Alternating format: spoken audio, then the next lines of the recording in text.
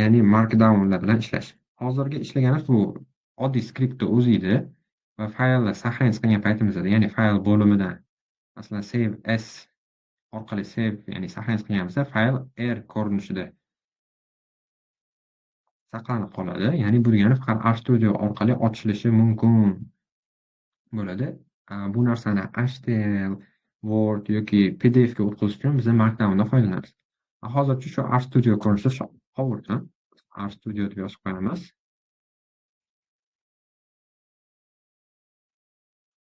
Hozircha shunday qolib tursin. Endi qanaqa qilib Markdownlar bilan ishlashni ko'rib chiqamiz. Bu narsani ortiqcha narsani tozalab yangi fayl ochib ko'raylik. Ya'ni new file va bu yerdan R scriptga o'tganimizda endi R markdown joyiga o'tamiz. Xo'p, birinchi so'raydigan narsa bu bizda faylning nomi. Faylning nomiga masalan aytaylik, endi bizda bu video darslik birinchi darslik bo'lgani uchun birinchi dars deb qo'yaylik. Va avtor bu yerga o'zingizning nominglarni yozsanglar bo'ladi va bugungi sana. Va faylimiz qanaqa ko'rinishda saqlanib qolishini xohlaymiz. HTML ni demak HTMLgacha qolamiz. Va buni shunday saqlab qo'ydik. Endi ushbu faylning plus tomonlari, afzalliklari aynan nimadan iborat? Hop, buni ishlashdan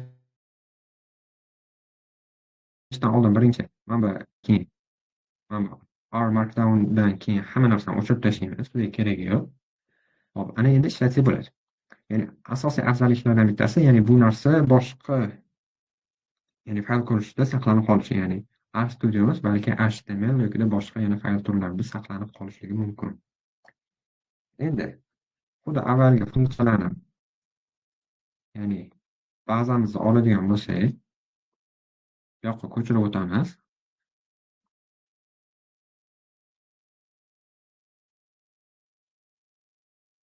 Mana bazani ya'ni ma'lumotlarga kiritib oldik. Yana bu yerda yana bitta ajoyib narsalardan bittasi, ya'ni bu chunklar mavjudligi.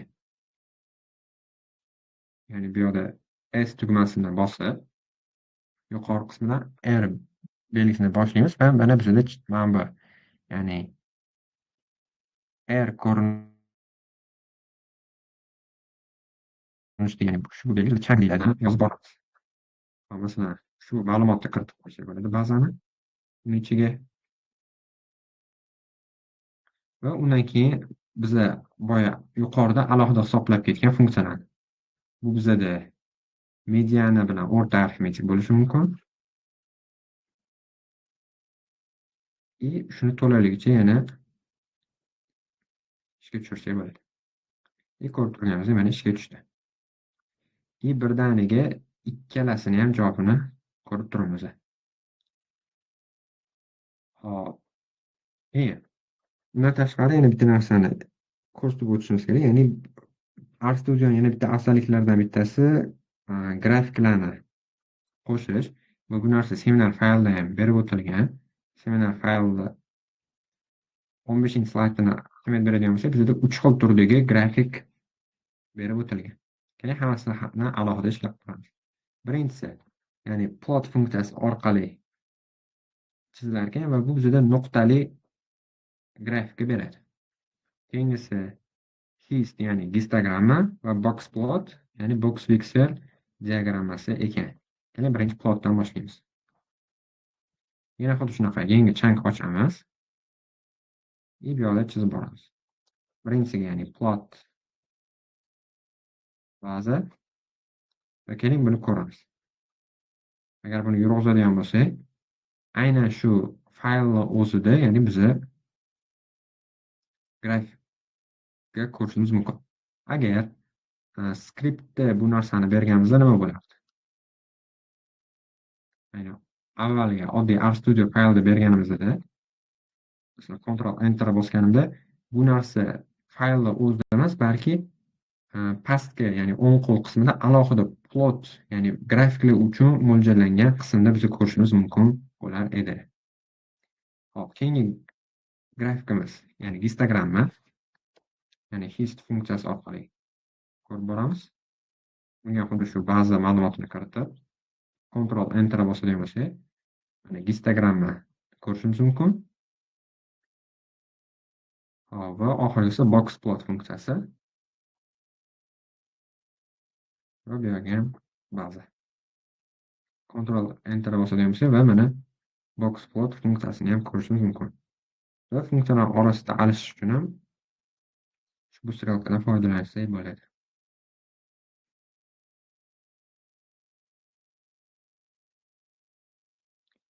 Shu funksiyalarni o'zimiz uchun saqlab, ushbu faylga o'tkazamiz.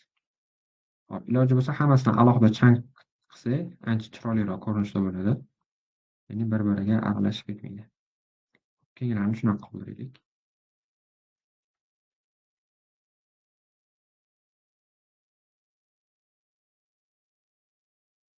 Shunaqa ko'rinishga ega bo'ldi. Endi Markdown fayli, ya'ni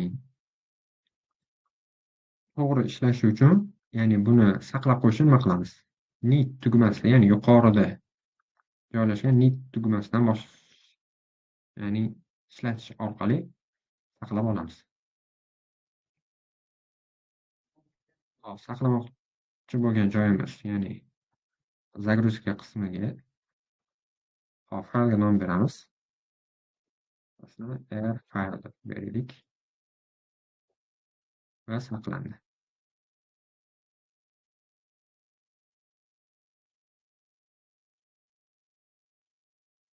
Hop, faylimiz yuklandi. Mana endi uni ko'rsak bo'ladi. Mana faylga nom berganimiz birinchi dars, avtor nomi, sana va bizga kiritgan ma'lumotlar. Baza va ko'rib turishingiz mumkin. Hammasi, ya'ni alohida chiroyli ko'rinishda bo'lgan. Mana plot, ya'ni nuqtali grafik funksiyamiz, Instagramma va Boxplot. Hop, shu bilan ya'ni RStudioga kirish darsimizni shu joyda yakunlaymiz. Keyin yana bitta narsani eslatib o'tmoqchi edim. Agar kimda-kim ushbu ma'lumotlar agar oz bo'lsa ham yangi narsa o'rgangan bo'lsangiz, to'g'risi juda ham xursandman. Agar kimda-kim endi agar bu narsalarni bilgan bo'lsa, yana bitta yangilik bo'lishi mumkin. Agar o'zingiz uchun yanada ko'proq va yana yangi narsani o'rganmoqchi bo'lsangiz, quyidagi funksiyalardan foydalansangiz ham bo'ladi. Konsol qismiga o'tamiz. Hop, menga kerak bo'ladi, ya'ni konsol qismi. Konsol qismiga so'roq belgisini qo'yasizda va o'zingizni qiziqtirgan istalgan funksiyani yozib, ya'ni mavjud bo'lgan istalgan funksiyani yozib ketsangiz bo'ladi. Xoling uni o'zingiz yoddan bilishingiz mumkin, xoling uni seminar faylida. Masalan, seminar faylidagi oddiy shu plot funksiyasi haqida hech qanday ma'lumotga ega emas. Nima qilasiz? Uni qanaqa ishlatish, o'zi u qanaqa funksiya, ya'ni plot haqida umumiy ma'lumotga ega bo'lish uchun, ya'ni so'roq belgisi va shu funksiyani yozsangiz bo'ladi. Mana yozdik va bu yoqqa enterni bossam on qismdagi oynada bizda aynan shu funksiyaga doir barcha ma'lumotlar paydo bo'ladi. Umumiy tanishib borsak bo'ladi. Ya'ni funksiya qanaqa tuziladi, qanaqa ma'lumotlarga ega yoki boshqa funksiya, masalan, yuqorida hisoblab ko'rgan logaritm funksiyamizni yozsak bo'ladi. Mana on oynada mana logaritm haqida umumiy ma'lumotlar ketib o'tgan. Ya'ni logaritmni qanaqa ishlatilishi, qanaqa holatlarda ishlatish mumkin va qanaqa holatlarda ya'ni funksiya o'zi mavjud va unga yana bir qancha example ham ya'ni keltirib o'tilgan.